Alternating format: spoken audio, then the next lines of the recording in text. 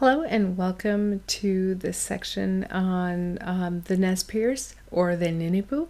They're called the Nez Perce by Lewis and Clark because they had pierced noses. And if you look at Nez, which is the French Nez, Nez, which means nose, so it's kind of a butchered French term that happens. So the Nez Perce is what is colloquially called the tribe, but it's really in reality the Ninipu. They have a really long history, and to kind of understand where they're coming from before the war, you kind of understand that history. As I just mentioned, they actually meet Lewis and Clark in the fall of 1805, and they really rescue Lewis and Clark because Lewis and Clark had almost starved to death in the Bitterroot Mountains, and they come across the Nez Perce who kind of bring them back to health and set them on their way to the Pacific. And so they have this good relationship with it and with them. And the Nez Perce, when Lewis and Clark met the Ninipu, they kept talking about this black book, this mysterious black book that gave powers. And in Ninipu culture, anytime you would absorb other cultures like gods and stuff of strength, so they wanted additional strength. And they ended up sending a delegation to St. Louis after Lewis and Clark, about 1815, 1814, to go over and try to figure out, to find this magical black book. And they end up, by doing so, inadvertently setting off the missionary movement. There was always kind of some missions going on well before that, but it really sets a different awakening during the Second Great Awakening of sending people over. And one perfect example of this is Walt and Narcissa Whitman. They're very famous. They come over. Narcissa absolutely hates. They end up settling amongst the Cayuse, which ultimately results in their death. Once Walter and Narcissa end up really insulting them, and then there's a disease that goes through and wipes out a whole bunch of the Cayuse and ends up resulting in their deaths. But that's a side note. The Nez Perce ended up having a good relations with the United States government, as well as with a lot of the groups moving in, because they had an early relationship with Lewis and Clark. They set up treaty terms that were very favorable to the Nez Perce. They were able to kind of define more boundaries, versus where others, such as the Cherokee or the Arapaho and Navajo and stuff, really had terrible relations and got taken advantage of a lot early on, where the Nez Perce didn't as much. So they weren't as restricted. They also, the Nez Perce had good trade relations for guns that they ended up fighting with the Crow and other tribes.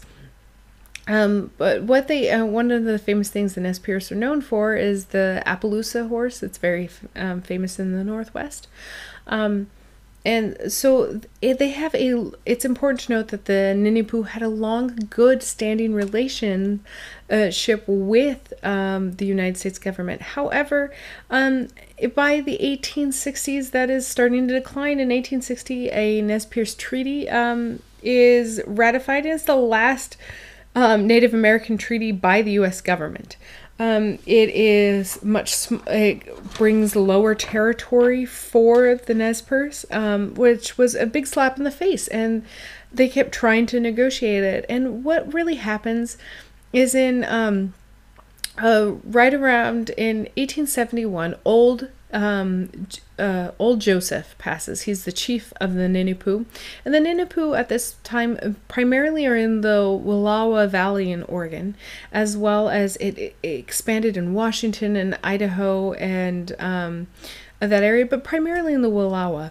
And on the deathbed of Old Joseph, he says, please, he talks to his son, who's also named Joseph. And he talks to him, he says, please keep our culture intact and always stay forever in the Wallowa Valley. Now this ends up happening, it ends up being the downfall of the Ninipu in many ways. And so in 1871 he dies. By May 1877, new treaty terms were shrinking. The federal government began going back on the treaty with the Ninipu. They weren't giving as much as the promised aid that was supposed to happen, such as certain allotment for land that did not come, whether that's blankets or weapons, or mainly there were food subsistencies, as well as essentials such as blankets. That ends up reversing, and the federal government becomes far more active, and they try to move the Ninipu out of the Wallowa Valley, and Chief Joseph does not want this to happen. And so he ends up calling together a meeting of all the Ninipu. And they end up going to meet because the U.S. government wanted to resettle the Ninipu into the Lapaway Reservation, which is in Idaho, northern panhandle of Idaho. And so they end up going over there to have a peace conference to figure out what they're going to do. Are they going to fight? Are they going to acquiesce? They were trying to do more diplomacy. However, when they get to Whitebird, which is a very steep grade along Highway 95. Highway 95 goes north to south of Idaho, so it runs all the way straight down. They get to Whitebird, and at this time they have 300 warriors and about 500 women and children that are traveling in this band, and there ends up being some skirmishes with some settlers, and Joseph tries to mitigate it, but it ends up being some rogue Ninipu end up killing the settlers, and this really sets the U.S. government to go after the Ninipu. And so Joseph decides to flee. As they're trying to figure out, they are trying to move everyone. Like I said, they had 300 warriors, 500 women and children, and they decide to flee to Canada. They decide to have it intact, so if they get to Canada, they can negotiate with the United States. Instead of going directly north, which they can't because of troop movement that's coming down, they end up going through like all over Idaho, Washington, and Montana. In July, they're at Lolo Pass, which is on the border between Idaho and Montana currently. Then in August, they get to the Big Hole Valley, but in between that, they end up going through Yellowstone. Oh, sorry. They have a battle of the Bighorn Valley where 90 warriors are killed, as well as some women and children. But they end up fleeing even more. They go to Yellowstone at one point, where where a tourist accidentally gets killed in the midst of this fleeing. And so the Bear Paw Mountain, they end up going to the Bear Paw Mountains on September 30th, and there's a big battle, and there's miles of attacks that happen, and most of the warriors are killed in the process. And while they're traveling, they have different U.S. government officials also trying to get them and corral them, but the U.S. federal government hires the Crow and some Blackfeet members of scouts to also quarry the Ninipu as they are trying to escape to Canada. And so these guides come out and they say, hey, they're in the Bear Paws, and they had started to slow down because of the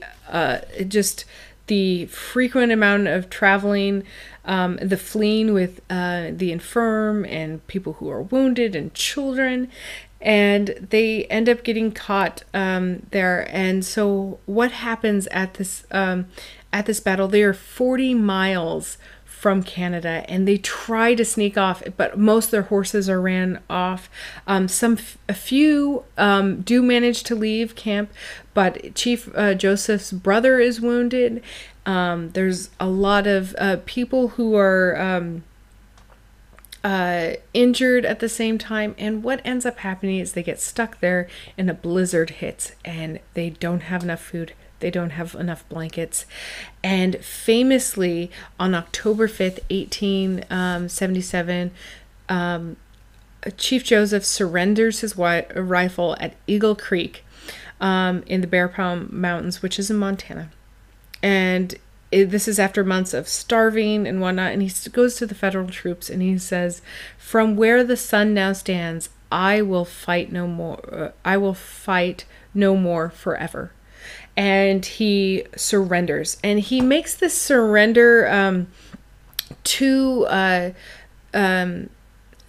a captain who promises, as part of the surrender, because he's just so impressed with how the Nez Perce have handled themselves over the few months. This is important to note when a lot of different Native people had given up fighting because they were unsuccessful. And this really brings a lot of hope to Native people. People are following this in newspapers around the country. It is really important. And Chief Joseph negotiates with his with the captain that he is going to be returned to the Wallowa Valley. They board a train thinking they're going there. But on a telegram from William Tecumseh Sherman, the famous war general from the Civil War, who says Joseph cannot be given this. In fact, so they are sent to Fort Leavenworth, and in Fort Leavenworth they are put on a reservation with many other tribes, and the conditions are unbearable. People are starving to death. They're not giving enough food. Often they would get the scrawniest cow and have to share it among several tribes, several bands, and it wasn't enough food. They didn't have enough blankets. The disease was very rampant, so much so that first year in Leavenworth, all the newborn babies died from the Nez Perce, all of them. It was just terrible living conditions. The elders begin dying off as well. Children, are getting sick, and disease is pretty rampant. And by all this time, Chief Joseph, who's a very well-educated man, is writing to Congress and writing to people and saying, "Please let us out of this reservation. This is no way to live." And he is finally on January 14th, 1879, he is one of the first people to speak to Congress about how the tribal lands are stolen from these treaties. He says, "Look, we have a treaty with the United States. It has been violated, and we were just we are fighting that violation." He gave the analogy that this was like having horses that he doesn't want to sell being stolen by his neighbors, who ultimately then sell it and take the horse.